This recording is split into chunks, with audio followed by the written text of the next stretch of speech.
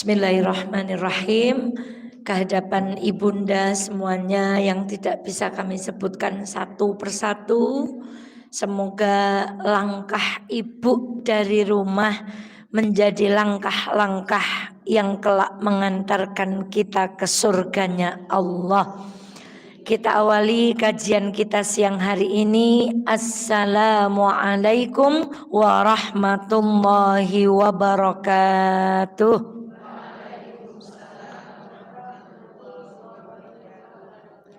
Alhamdulillahi rabbil alamin.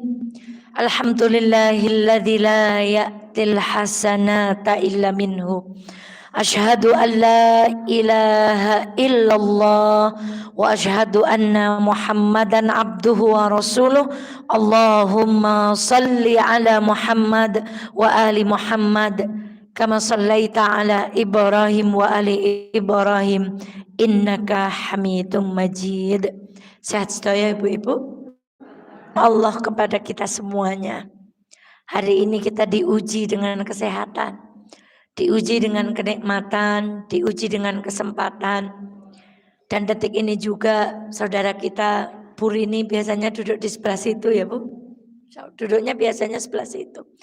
Diuji Allah dengan kehilangan suaminya karena sakit. Tidak ada kebetulan di dunia ini Bu. Kemarin ketika berangkat ngisi kajian fikih hari Jumat, saya itu dikirimi video makam Husnul Khotimah. Lalu Ustadz Nur itu berkata, Ustadzah besok tindak makam ya, kita bikin video untuk syiarkan makam ini. Saya jawab iya. Kita mengakhiri kajian, tiba-tiba datang secari kertas yang memberitakan bahwa guru kami dulu waktu SMP Pak Sulis kembali ke sisi Allah Subhanahu wa taala dan menjadi orang yang pertama dimakamkan di pemakaman Husnul Khotimah. Maka ibunda sekalian yang dirahmati Allah, selalu kita syukuri. Apapun keadaan kita, alhamdulillahi ala kulli hal, alhamdulillahilladzi bi ni'matihi tatimmus sholihat. Sekali lagi, semoga keikhlasan ibu-ibu, upayanya untuk bisa hadir di sini, gimana sudah disetting dari kemarin, gimana caranya jam 1 hari Sabtu bisa keluar rumah. Semoga itu semuanya terhitung sebagai amal solih di sisi Allah Subhanahu wa taala. Shalawat dan salam semoga senantiasa terlimpah kepada baginda Muhammad sallallahu alaihi wasallam. Semoga dengan kita setiap saat duduk di majelis ilmu, kita menjadi orang-orang yang layak, pantas untuk digolongkan menjadi umatnya Rasulullah, lalu kelak kita mendapatkan syafaat baginda Muhammad sallallahu alaihi wasallam. Imam Hasan Al-Basri rahimahullahu berkata, jika kamu melihat orang yang mengunggulimu di dalam perkara dunia, maka ungguli dia dalam perkara akhirat. Kemarin kita sudah bahas. Kita itu sering iri kalau lihat perempuan lebih cantik dari kita. Badannya lebih bagus dari kita. Rumahnya lebih elok dari rumah kita. Nampak rumah tangganya lebih indah dari rumah tangga kita.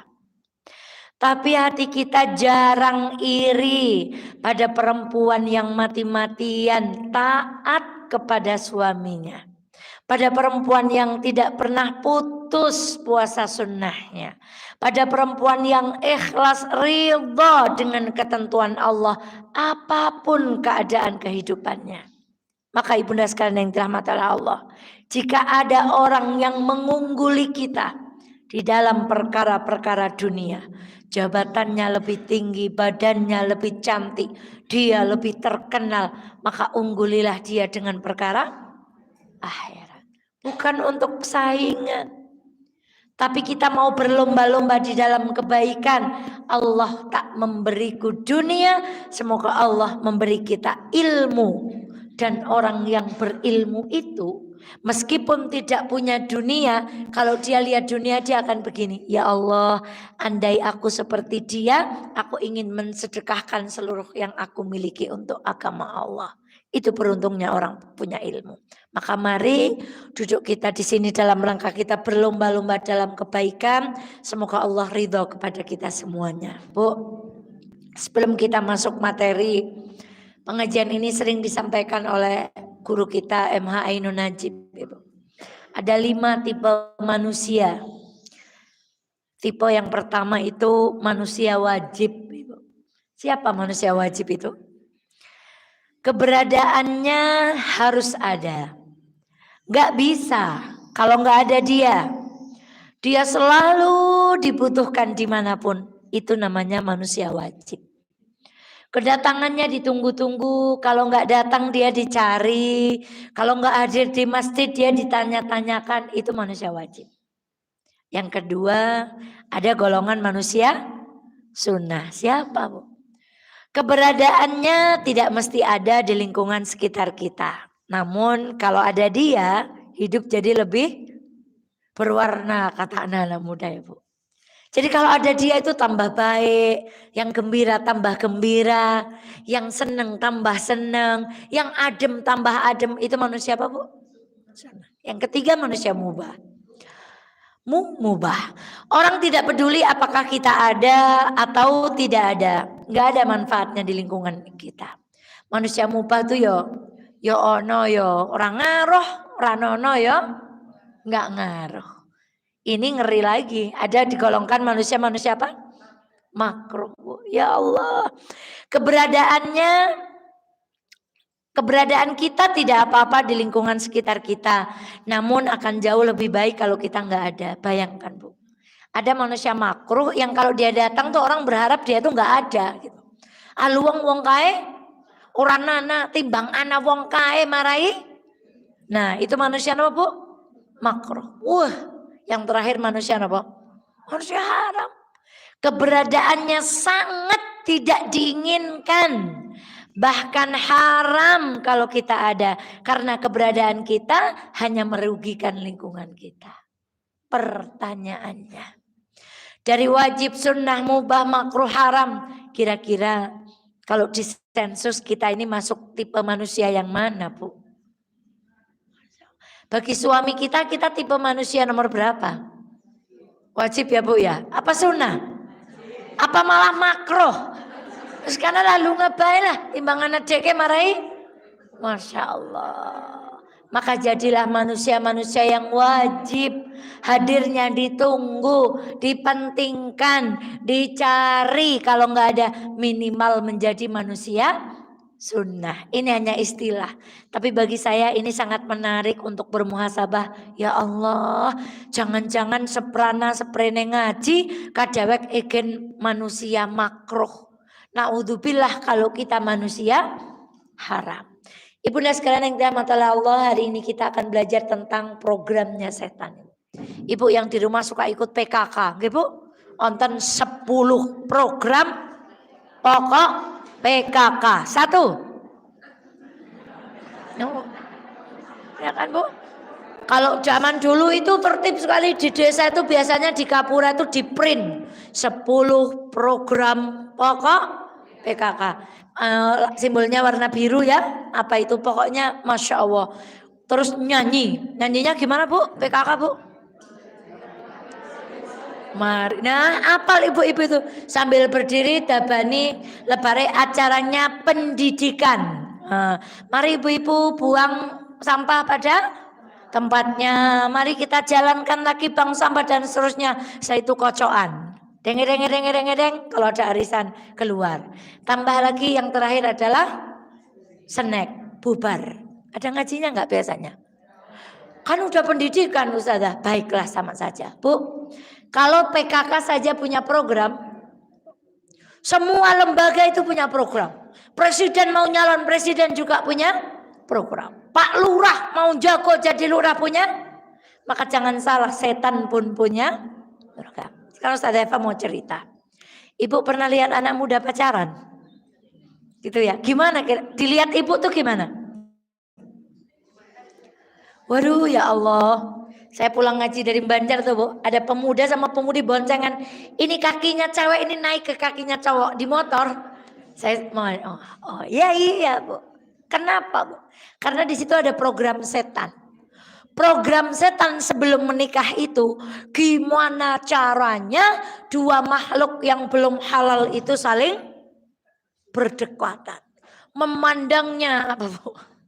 Bergetar, menyentuhnya, setelumannya sampai mana Bu? Masya Allah.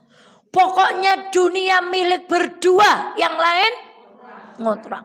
Puateng telosot di kebun teh, kadang dibalik Allahu Akbar. Itu karena setan di situ menjalankan tupoksinya. Maka ayo deketin, dia itu suami able banget. Dia itu benar-benar laki-laki yang ngertiin aku banget. Masya Allah. Dia yang selalu ada saat aku membutuhkan. Kira-kira begitu yang dibisikkan setan. Tapi begitu.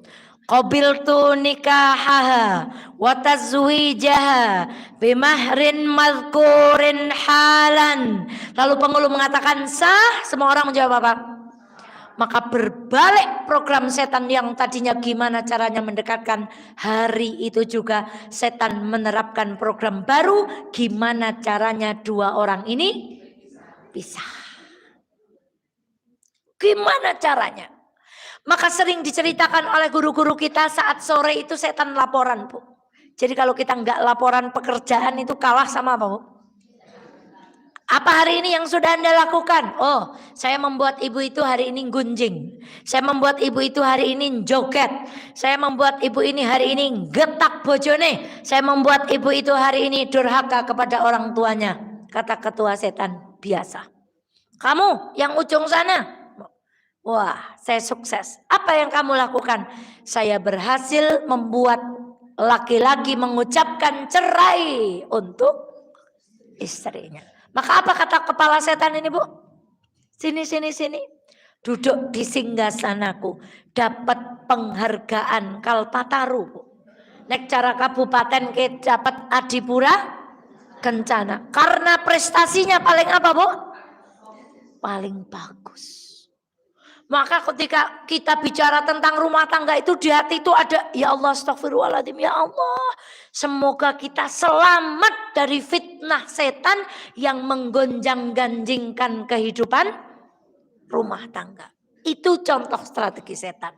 Yang kedua sebelum masuk. Ibu lewat pada rumah yang rumah itu dijaga oleh anjing. Biasanya anjing dalam sebuah rumah itu kalau ada orang asing lewat itu gimana Bu? Ya, bahasa Kaliwirane kan jeguk Bu. Kemudian dia berbunyi, "Huk, ibu mboten wonten lewat." Kira-kira lebih aman mana? Ibu lewat kemudian bawa pentung, nyoba lewat, minggir gitu. Atau ibu karena kenal yang punya rumah, "Mbak, nyong gak liwat lah, nyong wedi banget karo asune rika ngoten. Nyong tolong tah nyong gak liwat." Ibu milih mana? Mana yang lebih ampuh kira-kira Bu? Minta tolong sama yang, maka situannya itu akan begini doang. Sweet, misalnya namanya Pepi. Kamin. Si Pepi langsung kling masuk. Tapi kalau yang manggil ibu, minggir. Mau pergi apa enggak? Nah, maka Mbak Eva ingin mengajak, inilah cara berpikir kita. Bahwa kita itu enggak bisa menghadapi setan. Karena setan itu sangat ampuh. Kreatif, inovatif. Yang nomor 3, tidak pernah mutungan. Kalau laptopnya ibu pakai antivirus, setan itu pakai namanya anti motong. Buat tahu motong. Ada ibu mau berangkat ngaji mafaza, ora semang mangkat. Lah materi ini ngerti be. Ora nyong gak mangkat tetep. Nang dalan digoda maning, ora semang mangkat. Menggok bae merana. Ora nyong gak tekan kene setan. Wah, deke gen mangkat ya, tak damoni mripate. Jor, kenapa Bu? Tetap orang ngantuk. Masya Allah. Nanti sepulang dari sini digoda. Lah. Di sini iya mau perang sama setan. Sampai rumah setan goda kita, pengajian kita nggak ada efeknya. Itulah kecerdasan setan. Inovatif, dulu tuh orang nggak ngaji karena nggak dapat angkot, bisnya nggak nentu, itu Bu. Sekarang Masya Allah angkot pirang-pirang, anak Grab, anak apa, setannya ya milu Bu. Yang ngaji nge-Grab, setannya juga ikut nge-Grab sana. Dan setan itu tidak mutungan. Ibu kalau di satu organisasi misalnya orang ditunjuk jadi pengurus langsung lah yang mana orang kanggo gawe. Ya Bu gitu. Kalau setan anti mutung. Oncet terus sampai amal kita jatuh tak berharga di sisi Allah Subhanahu wa taala. Maka bagaimana kita makhluk yang lemah mau menghadapi yang kayak gitu? Gak kelihatan lagi Bu. Kalau kelihatan setan goda kita kan tinggal apa Bu? Waleh lah kan ngaji kemarin ngantuk gitu kan Bu. Gak kelihatan Bu. Suara ustadznya udah seru Bu. Mic-nya sudah pakai mic yang terbaik. Setan itu Masya Allah gitu. Nyong kok ngantuk nyong cewek ya gitu Bu. Gitu Bu. Gimana mau menghadapi makhluk seperti itu? Itulah kenapa orang-orang yang cerdas untuk menghadapi setan dia minta tolong sama siapa Bu? Dia panggil sama yang punya setan ini. A'udzu billahi minasyaitonir rajim. Kabur setan. Qul a'udzu birabbin nas. Qul a'udzu birabbil falaq. Allahu la ilaha illa wal hayyul qayyum. Bismillahi la yadurru ma'asmihi syai'un fil ardi wala fis sama. Wa'idzuka bi kalimatillahi tammati min kulli syaitanin hammah wa min kulli ainin lamah. Di kajian tafsir sudah kita kaji. Kalimat a'udzu itu artinya satrun. Satrun itu sater. Seperti anak kecil ketika ketakutan ada sesuatu, dia akan bersembunyi di mana Bu? Di belakang ibunya. Maka kalau kita baca qul a'udzu birabbin nas, otomatis Allah membuat sater di depan kita. Siapa yang lebih kuat saternya daripada Allah? Siapa yang mampu menembus saternya Allah? Siapa yang mampu mengalahkan kekuatan pelindungnya Allah? Enggak ada. Maka orang baca qul a'udzu birabbin nas, baca ta'awud, baca al-falaq itu kekuatannya luar biasa. Nek paling Ultraman itu satar. Makna yang lain namanya mujawarah. Orang-orang yang membaca ta'awud kemudian muawwidzatain, mujawarah jarun itu tetangga. Artinya Allah akan berada di samping kanan dan kirinya. Ibu tetangga cuman kanan kiri atau gimana? Kanan, kiri, depan. Maka orang yang membaca ta'awud atau muawwidhatani, Allah akan menjadi jarnya. Dia akan menjadi tetangganya. Maka siapa manusia yang lebih kuat setelah Allah menjadi pelindungnya? Maka ibu rugi orang gak pernah baca doa. Masya Allah malah mengandalkan satu benda. Kalep biasanya ibu. Kemudian di dalam kalepnya itu ada tulisan, dikasih benang dicantolkan di sini. Katanya kalau pakai itu setan ora doyan, demit ora dolet. Katanya. Kita bicara. Imam Ibnu Qayyim rahimahumullah berkata, ada beberapa tahapan setan menjebak manusia. Apa langkah pertama yang digunakan setan untuk meruntuhkan pertahanan manusia? Sehingga amalnya itu 0, 0, gak punya apa-apa. Yang pertama, manusia akan dijatuhkan oleh setan dalam dosa yang namanya syirik. Apa Bu? Apa itu syirik? Bahasa mudahnya menyekutukan Allah. Syirik adalah menyamakan sesuatu dengan Allah dalam perkara-perkara yang menjadi kekhususannya Allah. Bicara wong sekolah, baleni lagi. Syirik artinya menyekutukan sesuatu dengan apa tadi? dengan Allah atau menyamakan sesuatu dengan Allah dalam perkara-perkara yang menjadi kekhususan Allah. Apa maksudnya? Melindungi itu yang bisa melindungi siapa? Allah. Itu kekhususannya Allah. Yang bisa melakukan hanya Allah. Kok ada menungsa merasa anaknya tidak aman, lalu dia gunakan maaf benda-benda seperti yang kami sebutkan tadi untuk melindungi, masuklah dia dalam kategori syirik. Karena dari pengertian tadi yang punya kekhususan kemampuan melindungi itu siapa? Kok malah kita percaya yang mampu melindungi kita itu benda? Lawang bendanya saja kalau dihanyutkan di kali, keli. Kalau dobong, kobong. Kalau disiram banyu, teles. Bagaimana mungkin benda yang kalau dihanyutkan, kobong. Dihanyutkan hanyut, dibakar, kobong, diidek, dia nggak bisa melawan. Lalu benda itu bisa melindungi kita? Mustahil.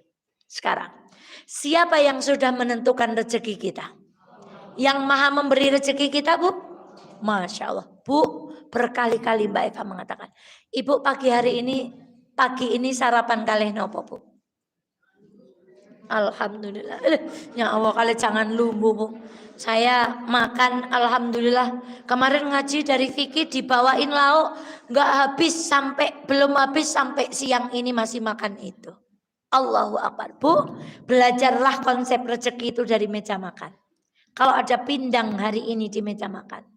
Kalau modelnya ibu yang ngejar rezeki, di mana laut terdekat dari Wonosobo? Purworejo. Berarti ibu kudu teng Purworejo, nunggang perahu, gawa jala, judang unjar.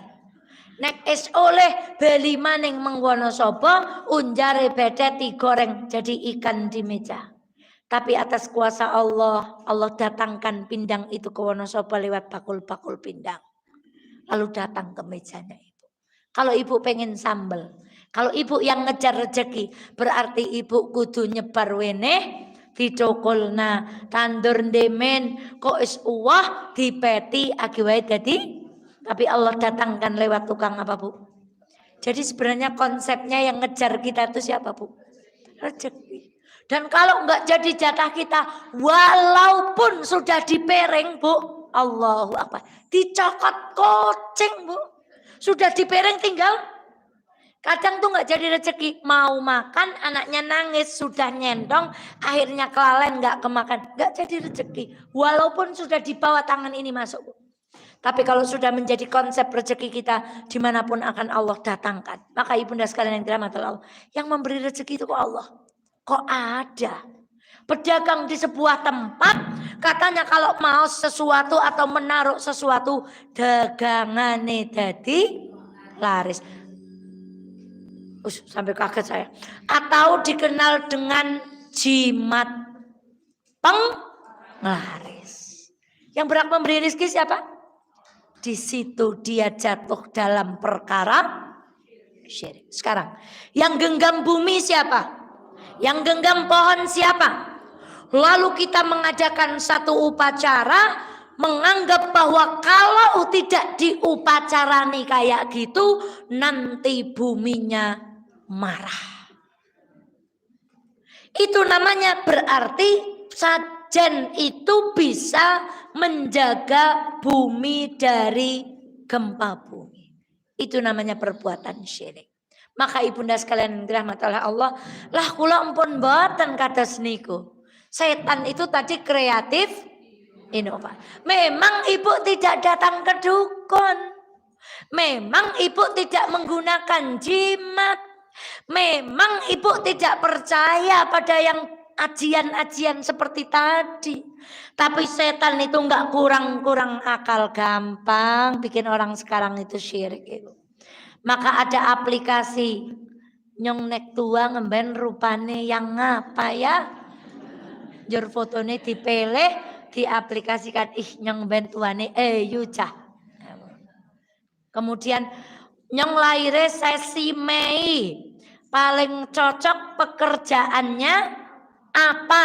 Terus muncul, kamu itu paling cocok jadi bu guru misalnya. Setan itu enggak kalahin apa? Hati-hati. Ustazah, li kados niku ngresek, alangan sekedik nganu mung bercanda. Min husni islamil mar'i tarkihi ma la yakni. Sebagian salah satu tanda dari orang mukmin itu adalah meninggalkan sesuatu yang tidak ada manfaatnya. Nopo manfaatnya ibu ngelamar wajah dadi tua? Nopo manfaatnya ibu ngelamar nyong cocoke penggaweane apa? Kalau yang keluar ternyata penggawean yang buruk, ibu terima mboten? Hati-hati. Setan itu inovatif. Sampai kadang-kadang kita bilang, kula asline mboten percaya. Asline mboten percaya. Ning kan dilalah ejek nek kula ngimpi untu ndawur gigal ke onten wong mati. Kula asline mboten percaya. Enggak, yakin kula asline mboten percaya. Niki kula nganu mung dongeng tok. Ejek kula nek ngimpi onten untu gigal kah lebare onten wong. Itu mudah sekali bagi Allah itu. Ibu bermimpi ada orang mati, setan ikut main, goda pas ini kejadiannya Allah nyabut nyawa seseorang, dia mimpi giginya tanggal, hatinya mulai goyah. Kemudian jenengan sih orang ngandel nyong wingi ke nganggo kae ke, alhamdulillah anaknya lulus. Jur ibu hatinya gini, ndak oh ya, tapi nyatane mencen lulus loh. Yakin bukain barang menggonggo ajian kae mencen dagangane njur laris loh. Maka setan itu akan masuk, Bu. Gak percaya sih kamu? Makanya ikut pakai. Masya Allah. Benar, ketika pakai lulus benar. Ketika pakai laris benar. Sesungguhnya yang membuat lulusan laris siapa? Tapi karena kita sudah dimainkan setan, oh ya, gedohong nyongket biyen kak orang nganggo jimat. Maka ibunda sekalian yang dirahmati oleh Allah, hati-hati. Pokoknya jika nek arep mlebu ngana kudu leng mlaku madhep. Sampai sekarang tuh ada, Bu. Orang kalau mau berdagang hari Kliwon kudu mlebu lewat wetan. Nek pon leng buka jendela lewat. Masya Allah. Hati-hati. Kalau orang sudah tidak bisa digoda dengan kesyirikan, Masya Allah. Ada orang mau nyalek pergi ke dukun. Ada orang mau menikah tanya dukun. Tanggalnya yang paling pas. Ada orang mau judi tanyanya ke dukun. Jane kalau dukunnya judi sendiri niku malah sogeh loh, Bu. Jane nek dukunnya nyalek niku malah dedi, Bu. Adingan niku mboten. Karena dia tahu itu adalah perkara yang kalau ada kebenarannya kok pas, itu karena setan sudah mencuri informasi dari langit supaya meruntuhkan ketauhidan kita. Maka hati-hati, Bu, kalau di depan toko ibu tiba-tiba ada kembang mawar, sapu mawon mantap. Bismillahirrahmanirrahim. Kalah karo bismillah. Oh, ibu tiba-tiba dikirimi buntelan, mori dipocong. Alah, paling gombal diundel kalah kalih bismillah. Suatu saat teman kami kirim foto rumahnya dikirimi tengkorak, ditaruh di atap. Allah taala alam gimana cara naruhnya, Bu. Sudah kalah sama kalimat a'udzubillahi minasy syaitan. Hati-hati terhadap perbuatan syirik. Dan ibu, ada seorang laki-laki menghadap kepada Allah membawa 99 catatan keburukan. 99 buku catatan keburukan. Cobi 99 itu dadekaken dosa. Zina, nyolong, korupsi, napa mereka kita lu niku, Bu. Minum, terus judi, bunuh, korupsi, sudah baleni maning. Apa meleh? Hah? Apa? Durhaka sama orang tua, mengkhianati sampai 99. Dan satu buku catatan keburukannya sejauh mata memandang. Satu catatan keburukannya sejauh mata memandang. Pun nate buku setebal itu preso. Dia bawa berapa tadi, Bu? Logika kita dia masuk mana? Neraka. Dicek sama malaikat, Bu. Tidak ada satupun perbuatan yang menyekutukan Allah.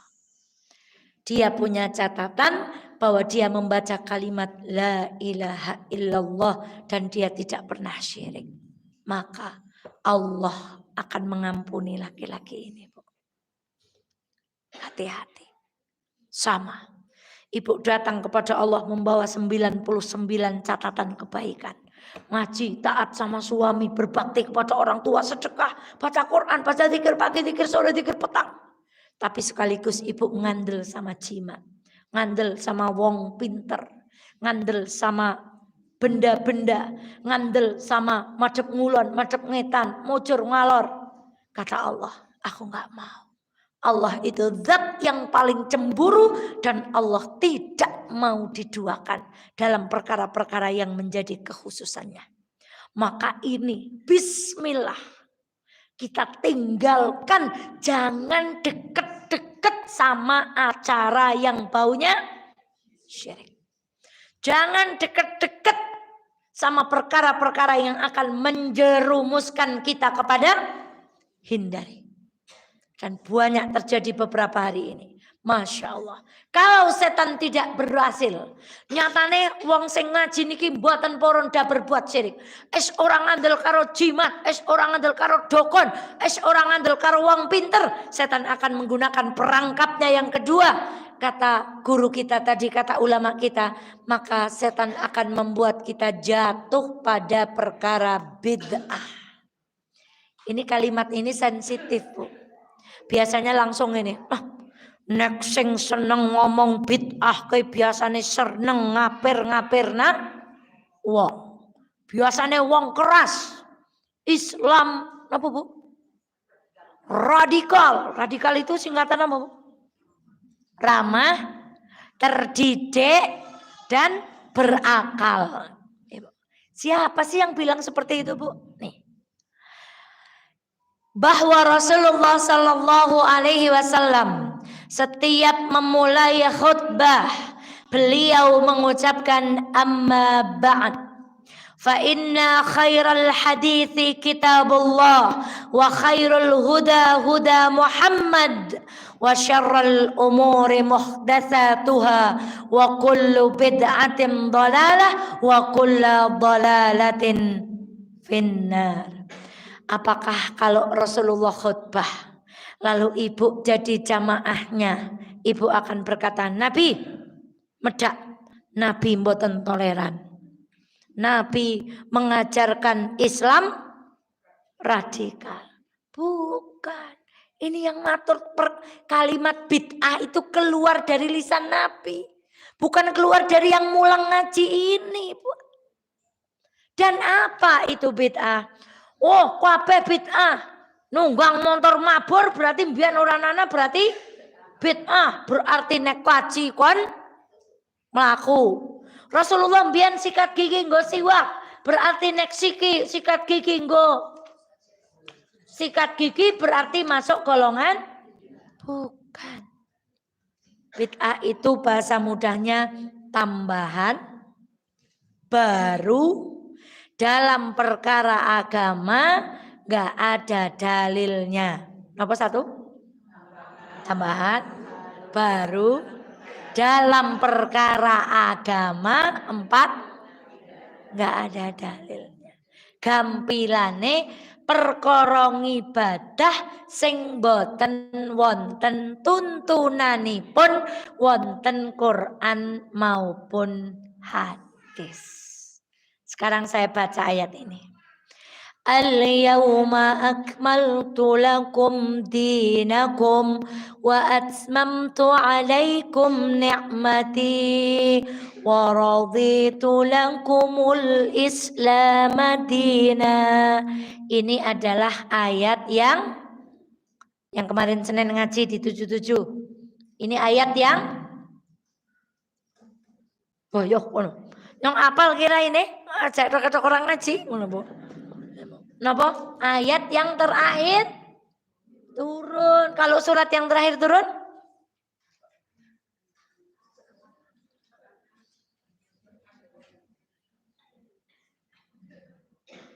Teteh. Surat apa? Iya, surat apa? Surat apa? Idza jaa nas, ada surat, ada ayat. Kalau surat yang terakhir turun itu idza jaa nasrullah, sedangkan ayat termasuk ayat-ayat yang terakhir turun itu ayat ini. Ayat yang menunjukkan bahwa agama Islam itu telah napa Bu? Sempurna. Ibu mripate kalih pun sempurna. Nek ditambahi kalih Gusti Allah tunggal njur pripun? Tidak sempurna. Ibu telingane kalih nek tambahi Gusti Allah men tambah mendengar delekan teng dhuwur pripun? Segala sesuatu. Kalau sudah sempurna ditambahi niku dadi elek napa dadi maer? Dadi elek. Islam itu sudah sempurna. Nuwun sewu. Wawi niku ngagem asta napa? Kiri. Perkara wawi mawon niku teng Islam diatur ngagem asta napa? Kemudian kalau pegang kemaluan pakai tangan apa? Kiri. Mosok perkara WC mawon datur kali Islam, kok perkara ibadah liyane mboten datur kali Islam. Mesti datur seangka-angkanya. Maka Rasulullah matur orang habis sholat baca subhanallah berapa kali? 33. Nyonggak patang bolo parang. Tapi yang mukoyat harus dilakukan dulu. Saya tahu dari Nabi hanya 33. Nyong mumpung gak koperah nyong gak maca subhanallah sing luweh oke. Karena membaca subhanallah kemarin gimana? Mencari alasan untuk bersyukur kepada Allah. Subhanallah ya Allah. Engkau gak mungkin dolim sama saya. Kan kemarin gitu ngaji tafsirnya. Yang ngaji, yang kelingan. Kelingan apa enggak? Sudah sempurna Ibu. Sebelum tidur suruh baca subhanallah berapa kali? Seangkanya itu disebut. Itu loh Pak Mak. Perusahaan mana ngatur orang sampai perkara wawi? Gak ada. Ibu yang suaminya kerja di Jepang, Amerika, apakah itu tertuang di dalam peraturan perusahaan? Gak ada. Tapi Islam perkara wawi niku datur. Lah nek perkara mawon datur, napa melih perkara ibadah? Milo ketika kita bicara bid'ah jangan alergi. Seolah-olah kalau kita bicara bid'ah itu sedang berbicara ketemu dengan orang yang keras. Apa-apa disalahke. Bukan. Kita sedang belajar menjadi manusia yang taat. Yakin bahwa agama Islam itu sempurna. Kalau sudah sempurna ndak usah dimodifikasi. Wong mripat mun cetha-cetha kalih niki kok tambahi siji. Sudah cetha telinga kalih ini sempurna kok ditambahi teng dhuwur. Mboten apik. Perkara sing pun sempurna niku nek ditambah-tambahi niku mboten apik. Nah, kemudian ada pertanyaan lagi. Apa syarat perbuatan itu, amal ibadah itu diterima oleh Allah? 1. Iman. Chip pertama itu iman. Kalau nggak punya chip iman kita nggak bisa masuk. Mbak Dia lobet. Chip yang kedua apa? Ittiba atau sesuai dengan tuntunan ibu iman. Tapi yang dilakoni mboten nonton ajarane.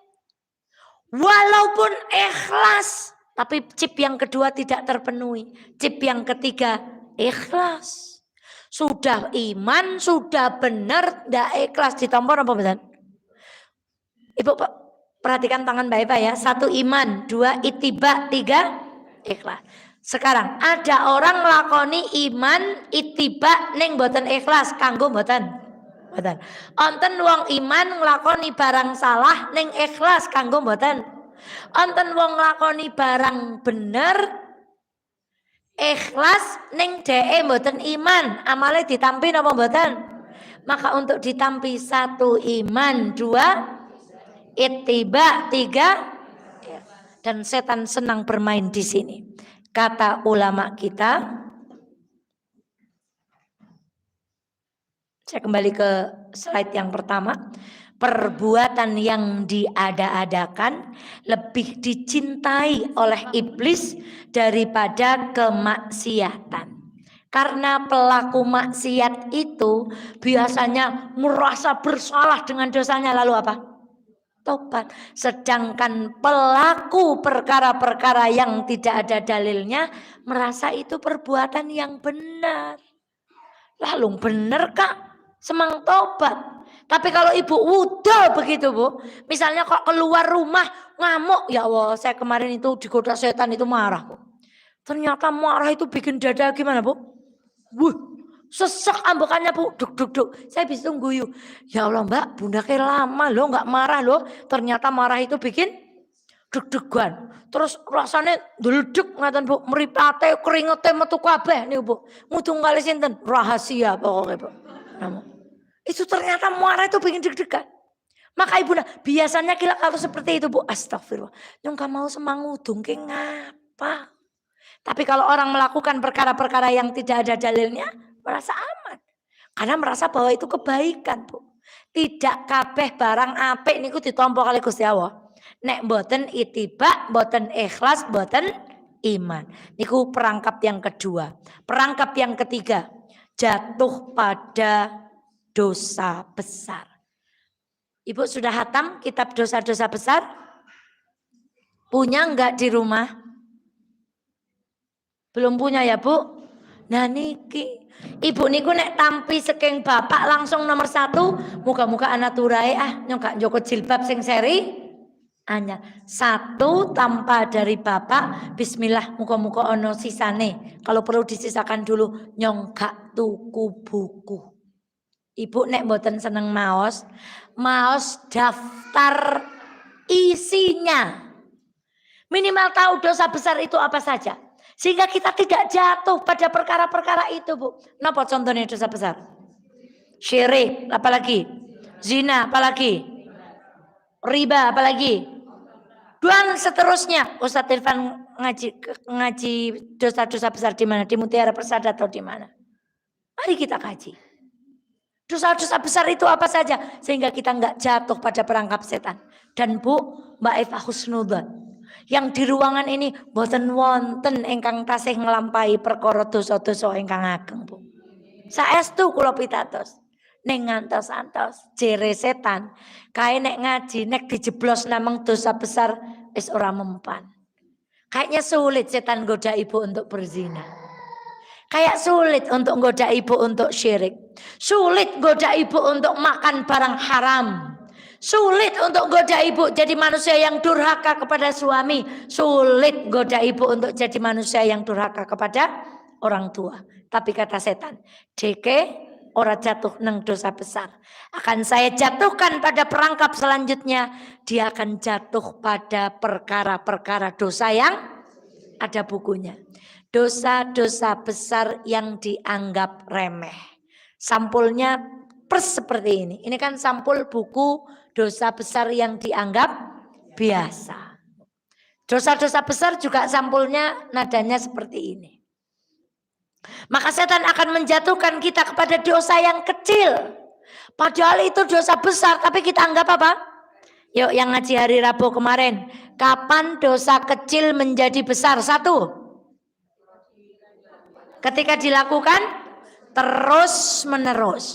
Tidak ada yang terus menerus banyu niku Bu, sekali gludak seember. Tapi ada orang bawa seakua, nanti jadi seember juga enggak? Maka tidak ada yang kecil kalau itu dilakukan dengan terus menerus. 2 napa? Ayo. Saya apal loh yang datang hari Rabu loh. 2 apa? Rabu, hari Rabu. Ketika dosa itu diremehkan, halah, mbokan nek ora apa-apa, wong kala. Nah itu. Sesuatu yang diremehkan di mata Allah jadi besar. Tapi perkara remeh, ibu menganggap itu, ya Allah, saya habis berbuat dosa gede banget. Ngopo sih nyongtes mateni kucing misalnya, dosa besar itu. Saya lebar mateni semut, padahal semut ini mboten ganggu misalnya. Lalu ibu merasa berdosa, ya Allah Gusti Allah kula nyuwun ngapunten lah ya Allah. Kula nembe mateni semut padahal semut niku mboten napa-napa. Itu di sisi Allah jadi kecil. Tapi kalau ibu berbuat sesuatu yang besar tapi alah ora apa-apa, kadar kolo-kolo, di sisi Allah menjadi sesuatu yang besar. Apalagi jadi besar kalau apa? Kalau dilakukan dengan terang-terang. Wong pacaran nang ngisor tetean, gelaran koran, cinta-cintaan, tidak kelihatan dengan yang boncengan gaya rangsel atau gaya celurit, di lampu merah dia tidak peduli, dosanya besar mana? Yang terang-terangan. Kenapa? Karena dari perbuatannya orang bisa niru apa yang dia lakukan. Maka Bu, dosa yang dilakukan terang-terangan itu dosanya lebih besar di sisi Allah dari maksiat yang dilakukan secara sembunyi-sembunyi. Belok atas. Lihat itu Bu. Iyyakum wa muhaqqaratiz dzunub fa innahunna yajtami'na 'ala ar-rajuli hatta yuhliknah. Abdullah bin Mas'ud radhiyallahu anhu berkata, hati-hati kalian dari dosa-dosa kecil, karena dosa-dosa kecil itu bila terkumpul pada diri seseorang akan membinasakan. Contoh nopo Bu? Nguntul memeni klambi mboten ngagem lah kadar orang ana sing weruh mbek. Terus ibu nguntul wah gondol orang ngono apa Bu? Es nganggo daster sing sementen, orang nggo kodong, rambute ribuk-ribuk, memeni kadar orang ana sapa-sapa. Memeni. Lebare? Nah, nomor 2. Sapu. Ini pintu utama di ruang tamu. Ini kejepit apa niki? Nah ini Bu. Niki sapu niki Bu. Niki sapu kan dawa ta Bu? Niki teng ngarep lawang. Lah ora keton lah kaderan kok setengi, padahal di rumah sebelah itu kan kacanya kalau di kita nggak lihat, tapi dari dalam paling ora keton, paling ora keton. Mbak Eva ngerti itu ya cok weruh ya mbokan cok nglakoni barang, untunge mboten duwe tangga Bu, jadi ngondol nek dengan Mbak Eva kayak ora weruh sapa-sapa Bu, ngondol pemeni undul-undul pun ngaos. Masya Allah. Itu contoh. Ya Allah lagi. Saya kemarin sama anak saya, ya Allah Kak, Bunda tuh kok sering banyak lupanya ya. Kalau minum itu sambil berdiri. Itu enteng banget kok. Kali gue tangan. Wah. Itu di video-video pendek itu sering Bu. Berjilbab. Tapi pegang airnya pakai tangan kiri langsung apa Bu? Masya Allah. Itu sepele. Tapi kita sering begini, lah bukan yang kono orang mari mlebu neraka ya. Ujare dewek sing mlebu neraka niku sing zina, sing korupsi, sing durhaka kepada orang tua, sehingga kita menyepelekan yang ngondol-ngondol tadi itu, Bu. Itu, Bu. Menyepelekan yang kayak gitu. Terus bilang sama orang tua gini, orang tua lagi bicara kita bilang gini, lah ibu sih, lah. Quran itu contoh, fala taqul lahuma uffin. Janganlah kamu berbicara sama orang tuamu. Ibu tahu apa sih? Enggak boleh. Aja enggak boleh. Apa maning ibu ke wong tua, orang ngerti apa-apa. Usah mang. Ya mawon mboten pareng, Bu. Kali wong tua niku. Masya Allah. Wa im tujahidu ala an tusyrika bima la. Masya Allah. Di dalam surat Luqman. Wa qadha rabbuka alla ta'budu al-Isra. Wa laqad atayna Luqmanal hikmata an yashkurillah faman yashkur fa innama yashkuru li nafsihi wa man kafara fa innallaha ghaniyyun hamid. Terus nanti akan berbicara tentang orang tua sampai orang tua kita ngajak kita untuk masuk agama lain. Kita tetap harus berbuat baik kepada orang tua. Di Garung, ya Allah saya belajar, namanya Mbak Amrih Ibu. Bos ayam. Orang tuanya qadarullahu ma syaa fa'al. Diuji Allah belum beriman kepada Allah. Tapi pengabdiannya Bu. Di kami itu ada pengajian Reboan Sonten. Beliau itu enggak datang Reboan Bu. Kenapa enggak datang Reboan? Saya nunggu ibu. Karena ibu sudah sepuh, kalau saya tinggal takut jatuh. Bayangkan. Kayak apa rasanya. Beliau datang ketika di sini, ketika diisi oleh biarawati yang ada di sini itu Bu. Ya Allah, nungangisnya karena beliau orang yang paling merasa di dunia bersama orang tuanya, di akhirat belum tentu bisa bersama. Kalau kita doakan semoga beliau mendapatkan hidayah, sebelum ajal menjelang beliau mengucapkan kalimat syahadat. Sampai orang tuanya nggak sama agamanya, berbaktinya kepada orang tuanya luar biasa, Bu. Ditunggu, nggak berangkat ngaji. Karena berbakti kepada orang tua itu lebih utama daripada pergi ngaji. Nggak berangkat ngaji. Lah kok kita orang tuanya yang agamanya sama sayang. Nek ngendiko kali orang tua masya Allah, menganggap orang tua kita itu nggak tahu apa-apa. Sekarang kan penyakitnya anak muda gitu. Lah wong sepuh li ngerti apa? Jangan Bu. Mau bagaimanapun siapa yang lebih banyak sholatnya? Yang sepuh. Yang istighfarnya lebih banyak? Yang sepuh. Yang tasbihnya lebih banyak? Wong sing menang niki paling teknologi Bu. Kali sekolah sing sepuh mboten saged bahasa Inggris sing nom tayang. Tapi yang tua itu Masya Allah. Makanya Ibu sama orang tua itu saja nggak boleh. Tapi kita tuh sering mengucapkan kalimat kayak gitu. Lah ngertos napa mboten samilu-milu. Lah. Hati-hati Bu. Maka ibunda sekalian yang dirahmati oleh Allah, tidak ada dosa besar dengan istighfar, tidak ada dosa kecil dengan dilakukan terus menerus. La tangdur ila sigharil khati'ah walakin yandur man asait. Jangan engkau melihat kepada kecilnya dosa, tetapi lihatlah terhadap siapa engkau bermaksiat. Ngondol malih apa mboten? Mboten. Ajeng teng warung sebelah mboten nggih kodhong. Napa ajeng benahi sandal nang teras karo meteti kembang beduli suket ning ngontul nggo baju tidur utawa daster mboten ngagem kodhong. Niku nek teng mriki mboten nonton niku li teng benua Antartika niku Bu. Ya, itu hati-hati dengan dosa kecil. Ingat Ibu. Wahai orang yang tertipu dengan angan-angan iblis. Ya maghruran bil amani. Lu'inal iblis. Wa ahbata min manzilil izz. Bitarkis sujud. Cuman satu. Dan dikeluarkan Adam dari surga itu mong goro-goro sesuap iblis niku krana mboten purun sujud tok dosane Bu. Nabi Adam itu medal saking surga krana ndahar buah mung sak napa Bu? Berarti niku perkara celek napa perkara gede? Makanya jangan pernah menyepelekan perkara yang kecil. Yang kecil itu yang membuat iblis dikeluarkan dari surga. Yang kecil itu yang membuat Nabi Adam dikeluarkan dari surga. Maka ibunda sekalian, lah kader ki lemah gandengan ora papa bukan nek jaluk sepacul. Pertama sepacul. Setan dijaluk sepacul ora apa-apa. Berikutnya rong pacul. Rong pacul tetap menang baik ora prige-prige tanggane suwi-suwi semeter Bu. Lah ora apa-apa. Lah ora apa-apa.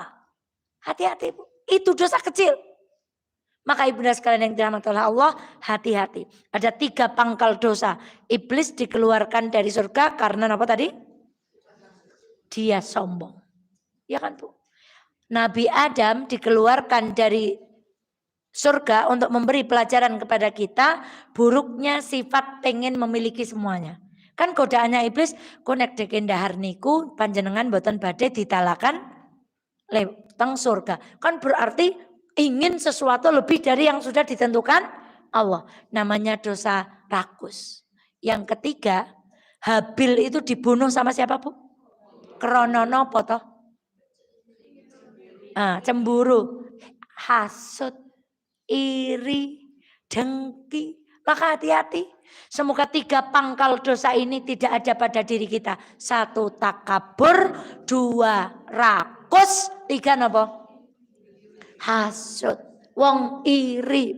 Nah, biasanya perempuan nggak iri sama laki-laki. Perempuan itu irinya sama perempuan. Tukang becak niku mboten iri kalih bakul es krim. Tukang becak niku irine kalih tukang becak.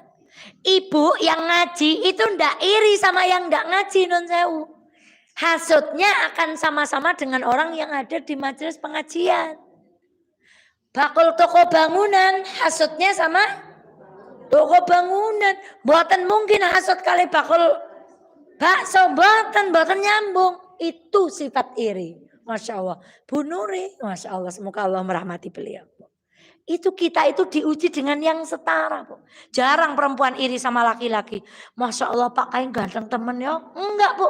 Tapi kalau ngelihat perempuan kok dia lebih mulus, dia lebih cantik, timbul rasa apa, Bu? Sekarang yang keberapa? Perangkap yang keberapa? Kelima, meh rampung. Kalau setan sudah nggak bisa nggoda kita jatuh pada perkara-perkara kecil. Saya tak tanya dulu, Bu. Pada ranjau perkara-perkara kecil, Ibu banyak terjaring apa tidak? Banyak apa tidak, Bu? Banyak. Kalau ada yang lolos, kata setan, akan saya ranjau dengan ranjau berikutnya. Apa itu?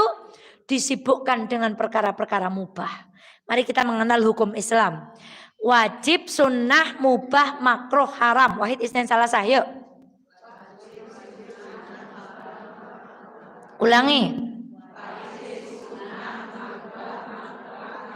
Ulangi. Apa itu wajib? Perkara yang perkara yang wajib dilakukan. Jika dilakukan mendapat pahala, jika ditinggalkan. Sekarang mau sunnah. Perkara yang apabila dilakukan mendapat pahala, kalau ditinggalkan. Sekarang apa itu mubah? Kenapa di tengah-tengah? Mubah itu boleh dilakukan. Nek dilakoni untuk ganjaran mboten. Nek ditinggalke untuk dosa mboten. Tetapi di mubah ini setan main. Tadi kan pengertiannya dilakoni ya ora popo, ora lakoni ya ora popo. Niku contone adus. Niku perkara mubah. Lakoni ya maer, ora lakoni. Maka pertanyaannya Mbak Eva, gimana caranya perkara mubah lari ke sini jadi apa? Jadi dapat pahala. Wong Islam melebet kamar mandi ngagem samparan, sakderenge melebet kamar mandi maos, jadi nggak jadi mubah tok ning dados ngibadah. Setan main, gimana caranya mubah ini jadi kesana, jadi perkara yang makruh. Apa itu makruh? Nek dilakoni boten dosa, ning nek ditinggalkan dapat pahala. Dilakoni ora dosa, ning nek ditinggalke napa contone?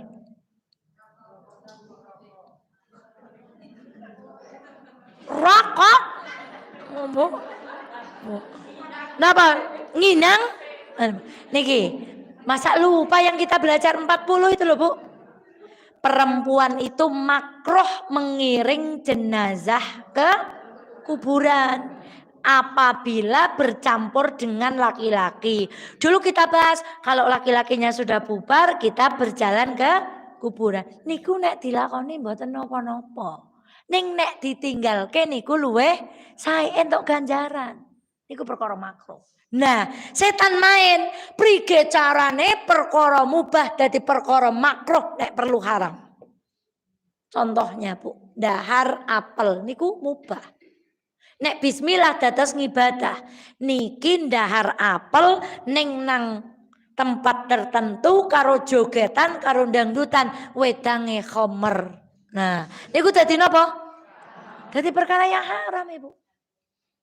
Aslinya makan itu kan halal. Neng ibu makan Allah ki udah rezeki kanggon Gusti Allah. Niki rezeki kanggon nyong krono nyong pinter bisnis. Itu, Bu. Jadi setan main di sini. Nah, contoh yang lebih real gini, Bu. Setan itu akan menjebak kita pada perkara mubah, resik-resik umah. Saya itu paling hobi toto-toto. Orang perempuan hobi resik-resik, sholat duhurnya telat, niku jebakan setan. Rusuk, noto-noto digeser sana. Saya paling seneng. Lemari minggu ini madep sini, minggu depan madep sana. Ayunan madep sini, madep sana. Pokoknya seneng banget. Maune madep ngulon dadi madep ngetan seneng banget. Niku kadang-kadang ketika kita ngelampai kaya niku-niku dadi ora sembayang duha. Sembayang luhur dadi telat. Niku itu jebakan setan, hati-hati. Ibu bikin roti ketika bulan Ramadan niku lak mubah toh. Tapi nek goro-goro gawe roti njur mboten tadarus, sembayang dhuwure dadi telat, wis ora sidawan dewan jus ning wis keter-keter niku jebakan setan. Teng pasar parang mboten. Boleh tindak teng pasar parang. Ning nang pasar njur mubadir, maune tuku apa ning dadine tuku apa, jarene Quran niku mubadir balane sinten? Kita pernah ngaji ya, kalau bapak-bapak masuk Indomaret tuh dari luar sudah begini. Aqua, itu langsung. Aqua di mana mas? Di sebelah kanan pak. Des, Aqua balik langsung ke kasir. Kalau ibu-ibu, gimana bu? Aqua, oh bu ono apa? Maka pernah kita tampilkan rute ibu ke supermarket itu gambarnya wak gitu bu. Kalau bapak itu des pintu masuk. Ambil langsung pintu keluar. Kalau ibu enggak, pintu masuk, muter mau keluar, muter lagi. Dan anehnya perempuan itu bu, belanja kan tadi udah dipeleh. Begitu sampai rumah, ih jebule deneng yang kene ya, long mau kayane apik. Innal mubadzirina kanu ikhwanas syayatin. Hati-hati. Kemudian perkara haram adalah nek dilakoni dosa, nek ditinggalkan dapat pahala. Contohnya nopo? Ibu, kalau kita maaf beribadah dengan suami di malam hari, apa itu bu? Menjadi pahala. Tapi kalau kita beribadah bukan dengan suami yang sah, jadi apa? Jadi perkara yang haram. Makanya kan pernah sahabat datang, ya Rasulullah, memang kalau kita berhubungan dengan suami itu dapat pahala. Rasulullah jawabnya enggak langsung iya apa enggak? Bukankah kalau kamu bahasa hadis, bahasa fikih memuntahkan manimu di tempat yang bukan hakmu berdosa? Lalu sahabat menjawab iya. Berarti kalau ditumpahkan di tempatnya yang halal dapat apa bu? Maka hati-hati. Wajib, sunnah, mubah, makruh, haram. Setan akan bermain di tengah-tengah.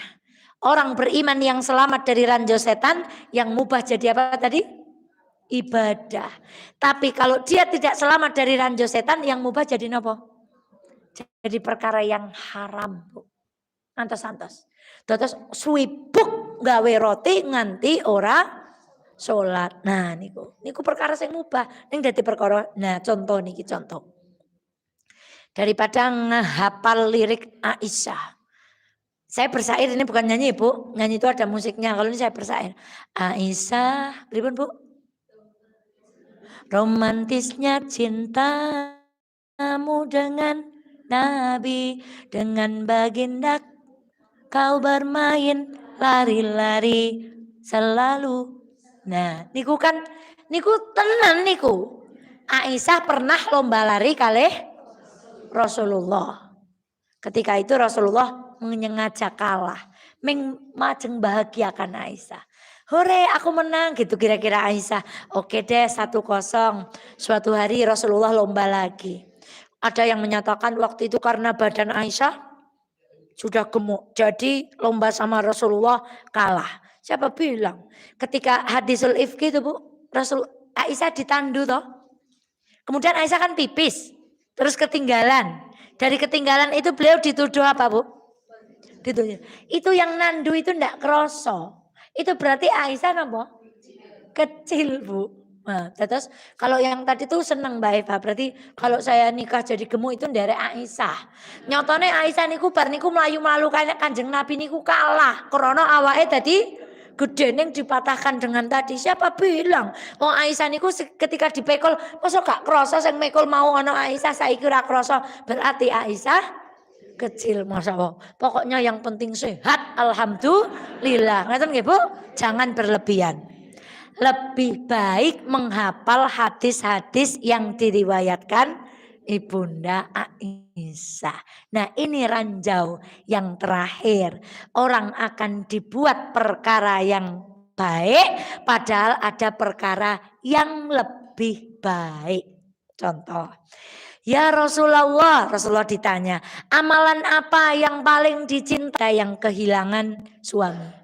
Perkara yang paling baik dilakukan untuk beliau itu apa? Datang kepada beliau bawa hadiah atau datang bertakziah kemudian mendoakan? Dua-duanya baik toh? Tapi dalam perkara kejadian ada orang yang kehilangan orang dicintainya, hal yang paling utama dilakukan seorang mukmin apa? Bertakziah, Ibu. Nah, sekarang ada fakir miskin tidak bisa sholat. Mana yang lebih didahulukan? Membelikan dia HP atau membelikan dia pakaian, membelikan dia jajan-jajanan, atau memberikan dia biaya sekolah? Nah, jadi ada perkara yang baik, tapi dalam Islam namanya ada perkara afdol. Dan Rasulullah kalau ditanya tergantung yang nanya. Ya Rasulullah, perkara apa yang paling mulia? Rasulullah pernah menjawab as-sholatu ala waktiha. Sholat pada waktu. Berarti niku kinten-kinten leng takon mendekati waktu sholat. Ibu. Rasulullah tanya lagi, amalan apa yang paling dicintai Allah? Kegembiraan yang kau masukkan ke hati saudaramu. Mungkin kala itu ada orang yang susah, yang perlu dibahagiakan. Ya Rasulullah, lalu apa lagi? Berbakti kepada orang.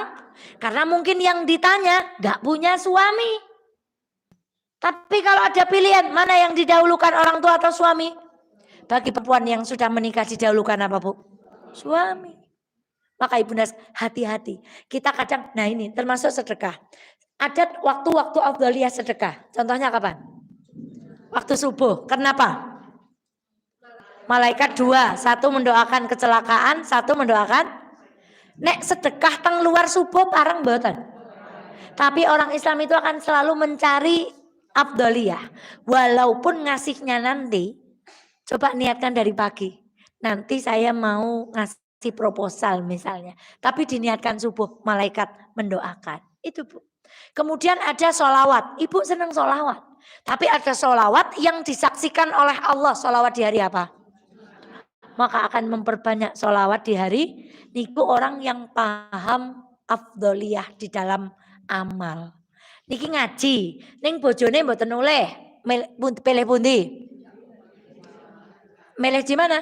Meleh di rumah. Walaupun ibu lo ngaji masa ora oleh sih, ngaji itu baik. Perkara yang fadil, mulia. Tetapi taat kepada suami adalah perkara yang lebih mulia. Sekarang, maka ada cerita nih sebagai penutup. Orang yang Abdullah bin Mubarak ibu, dia tidak berangkat haji, tidak jadi umroh lantaran tetangganya ada yang tidak bisa makan. Memberi makan wajib ibu. Sedangkan dia tahu betul bahwa haji itu hanya diperuntukkan kepada orang yang, berarti kalau tidak mampu wajib enggak? Tidak wajib ibu. Nah ini jangan kebalik-balik. Nah seperti umroh itu perkara sunnah. Ada yang lebih wajib dari ibadah itu. Maka ibunda sekalian yang dirahmati Allah, doa saya begini, Bu, bagi yang sudah haji, wajibnya sudah gugur. Doanya apa? Semoga bisa menghajikan orang lain. Yang sudah umroh, Mbak Eva bukan mendoakan, bukan tidak senang ibu bolak-balik. Tapi alangkah lebih baiknya, semoga yang sudah umroh bisa mengumrohkan orang. Ada fakir miskin, ada sekolah, ada anak yatim, ada yang gak bisa makan, ada yang gak punya penghasilan. Dan ingat di dalam Islam ada kaidah ibadah yang efeknya untuk orang lain lebih dicintai dari ibadah yang efeknya hanya untuk diri sendiri. Maka kisah sepotong roti itu menjadi inspirasi yang luar biasa. Sampai-sampai iktikaf itu di nomor sekian kan lebih baik dari orang yang melangkah. Terus orang yang melangkah ngurusi urusan orang lain lebih baik daripada orang yang jumeneng teng sendirian walaupun yang dilakukan niku iktikaf. Ya bukan berarti ngisuk Ramadan orang semang itikaf. Mboten Ibu. Ketika Ibu tidak bisa itikaf akan mencari pekerjaan yang lebih mulia apa? Nyari orang miskin, nyari orang yang nggak bisa buka puasa. Maka itu berapa tadi perangkapnya?